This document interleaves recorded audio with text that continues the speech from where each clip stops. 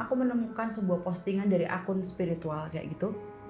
Mereka bilang bahwa Desember itu adalah bulan pemurnian tapi dengan cara kejatuhan, yang mana bisa diartikan mungkin dalam bentuk bencana itu juga.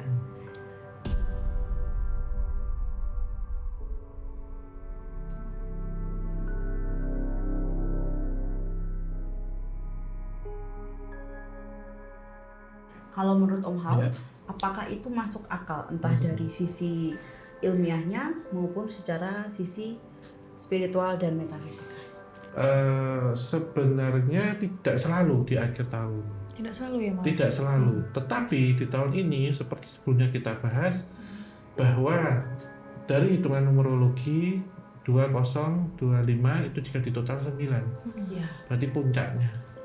Gitu. Jadi memang kemudian yang terjadi adalah merestart kalau tanda petik, dan juga pembersihan dan juga memberikan satu warning, peringatan bahwa jika pengambilan secara besar-besaran, secara masif, ini loh dampak yang kita berikan.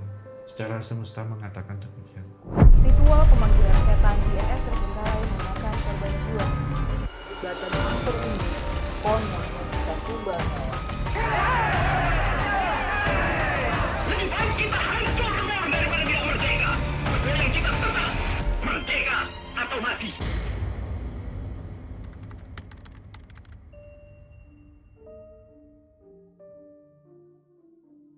Selamat datang di Noise. Hari ini kita akan menutup tahun dengan merefleksikan apa yang sudah terjadi selama 1 tahun ini.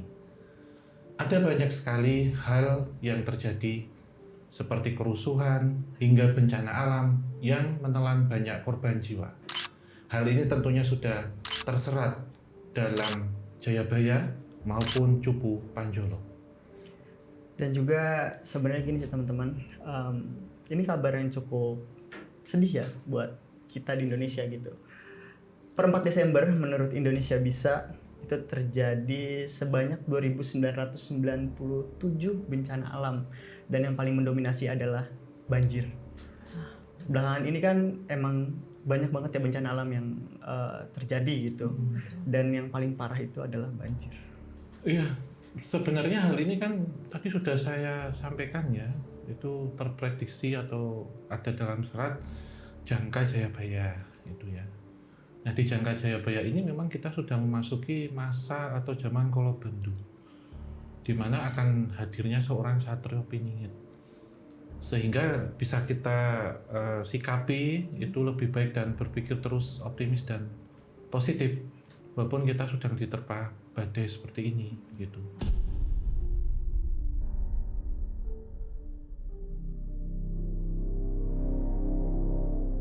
Banyak orang mengasumsikan atau memprediksi bahwa akhir tahun itu pasti akan terjadi banyak bencana, entah yang dari alam maupun dari kecelakaan. Terus juga Om dan juga teman-teman, aku menemukan sebuah postingan dari akun spiritual kayak gitu. Mereka bilang bahwa Desember itu adalah bulan pemurnian tapi dengan cara kejatuhan, yang mana bisa diartikan mungkin dalam bentuk bencana itu juga. Kalau menurut Om Hao, apakah itu masuk akal entah dari sisi ilmiahnya maupun secara sisi spiritual dan metafisika? Iya, sebenarnya kalau kita bilang dua hal itu baik ilmiah dan metafisika itu sesuatu yang tidak bisa disandingkan. Takutnya nanti menjadi cocokologi gitu ya. Tapi uniknya, kita sebut unik ya, itu terjadi memang kebanyakan di akhir tahun dan di awal tahun. Setelah pergantian itu perlu sendiri. diingat juga di awal tahun ini kan ada kebakaran besar ya, walaupun tidak di negara kita gitu.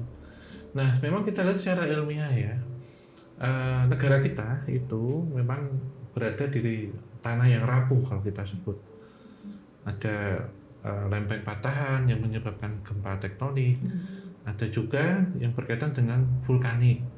Dan itu sebenarnya terjadinya bisa sepanjang tahun. Tetapi kita ingat lagi bahwa di iklim tropis terutama di Indonesia itu ada 2 musim, panas dan hujan. Nah, antara Desember nanti sampai Februari sudah diprediksi oleh BMKG ya, itu tinggi-tingginya siklus hujan, termasuk siklon. Gitu, dan ini terjadi merata. Nah, kita nggak usah jauh-jauh ya yang terjadi di akhir-akhir ini, sekitar kita aja. Ketika hujan turun itu terjadi apa? Banjir ya. Banjir itu tidak yang semata-mata besar, tetapi air yang tidak bisa terbuang. Jadi drainasenya itu buruk. Nah, apalagi di daerah-daerah yang struktur tanahnya itu sudah tidak bisa menopang beban air. Kenapa? Misalkan karena deforestasi sebagai contohnya, sehingga terjadi tanah longsor, banjir bandang itu. Nah, ini kita lihat dari kajian itu. Sementara kalau kita lihat secara metafisik, sebenarnya tidak selalu di akhir tahun. Tidak selalu ya, Mas? Tidak selalu. Tetapi di tahun ini, seperti sebelumnya kita bahas, bahwa dari hitungan numerologi 2025 itu jika di total 9. Berarti puncaknya. Gitu. Jadi memang kemudian yang terjadi adalah merestart kalau tanda petik, dan juga pembersihan dan juga memberikan satu warning, peringatan bahwa jika pengambilan secara besar-besaran, secara masif, ini loh dampak yang kita berikan. Secara semesta mengatakan demikian.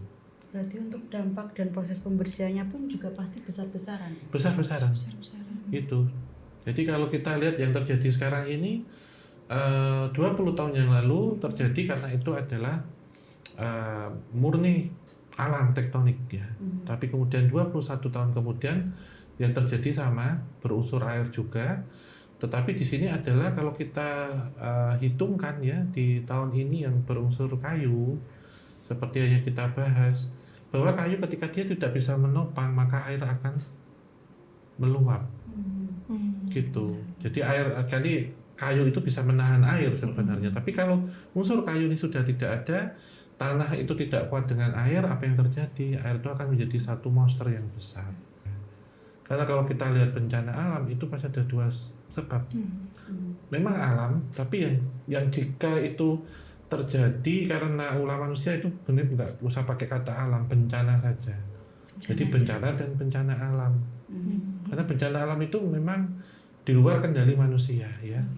Mau orang di situ tertib, mau tidak ada pembalakan, tidak ada, kita sebutnya kan ketika alam murka itu ya, Tuhan murka karena dosa manusia ya. Ketika orang semua sholat juga akan terjadi yang namanya vulkanik dan tektonik itu, tetapi banjir itu disebabkan oleh ulah manusia. Jadi sebutannya bencana, Om. Bencana alam. Bukan bencana alam. Jadi alam tidak perlu disalahkan. Alam yang menyalahkan manusia harusnya. Bencana manusia sebenarnya yang lebih tepat. Ya, kalau lebih kayak Gitu. bencana alam ada, tapi ya kitanya yang memperparah dampaknya yang dirasakan juga biasanya gitu. Tapi memang kalau akhir tahun gitu makanya suka ada tolak bala juga ya Om ya tadi. Suka ada Buang sial ritual-ritual untuk memurnikan diri, untuk menyiapkan diri di tahun berikutnya begitu kan berarti itu. Ya kayak sesuai itu kan kalau kita lihat di Cukup Panjala kan. Dari yang tahun kemarin Om, gitu masih banyak yang belum terjawab, ternyata terjawab di tahun ini. Dan di tahun ini juga kan ada lagi yang baru. Maksudnya dari sisi spiritual dan supernatural juga kayak kondisi-kondisi itu sebenarnya terprediksi lah sebutannya ya. Terprediksi dilihat dari apa yang terjadi sekarang gitu. Jadi seolah-olah kayak bukan ramalan ya, tapi kayak persiapan nggak sih sebenarnya Om? Peringatan-peringatan yang bikin manusia tuh harusnya sempat sadar, bukan cuman ada berita A, B, C, D gitu loh, prediksi seperti ini, tapi harusnya lebih dibuat sebagai pengingat gitu, ramalan-ramalan seperti itu. Gitu. Selain Cukup Panjala juga Om Haus sama Mas Amai pas awal tahun 2025 apa akhiran 2024 ya, aku agak lupa, kan ada video tuh di obrolan santai teman-teman itu sempat bahas ular kayu juga, ngomongin ular kayu, dan di situ Om Haus juga bilang kalau apa yang terjadi di tahun ini itu akan berkutat di kayu dan berhubungan dengan hutan gitu. Iya kan waktu itu Om Haus menceritakan itu. Ini akan dekat dengan yang berunsur kayu. Misalkan kejadian itu dekat dengan hutan atau daerah yang masih banyak pohon gitu untuk tahun ini. Ini tapi cuman pandangan ya, bukan nanti versi obrolan santai ini jangan diyakini 100% gitu. Jadi kita hanya memprediksi Iya. berdasarkan apa yang sudah dihitungkan tadi. Tapi Om, kalau boleh kita spill dikit mungkin ya buat teman-teman awal tahun depan tuh seperti apa? Karena kan tadi Mbak Noven sempat mention kalau ya oke akhir tahun itu banyak bencana, ada kejatuhan dulu, tapi habis itu ada kebangkitan gitu. Mungkin untuk apa ya, supaya kita bisa berpikir positif juga gitu. Kalau tahun depan ini tanggal 1 Januari 2026 itu wetonnya apa tuh Om? Itu kan jatuhnya di Kamis Pon. Kamis Pon, oke. Kamis itu 8, Pon itu 7. Kalau total jadi 15. 15 dibagi 5 habis. Ya. Atau sisanya 5 yang habis ya. 5 itu jatuhnya padi Padi. lagi. Berarti ya masih berulang. Gitu, masih ada keterlanjutannya dan secara hitungan neurologi kan memulai ya. Berarti memulai dengan mati-matian.